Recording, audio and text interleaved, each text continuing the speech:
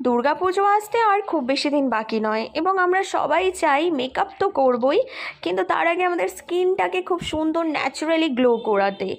এবং সেই কারণেই আজকে যে স্কিন কেয়ারের টিপসটা তোমাদের সাথে শেয়ার করছি, এটা জাস্ট একটা ম্যাজিকের মতো কাজ করবে। হ্যাঁ, একদমই ঠিক, ম্যাজিকের মতো কাজ করবে। নিয়ে নেবে দুধের স্বর, তার মধ্যে কিছু ড্রপ নারকেল তেল মিলিয়ে নাও এবং ভালো করে মিক্স করে সেটা রাতে ঘুমোতে যাওয়ার আগে 5 থেকে 7 মিনিট মাসাজ করে নাও। খুব ভালোভাবে মাসাজ করা হয়ে গেলে প্লেন জল দিয়ে ওয়াশ করে নাও।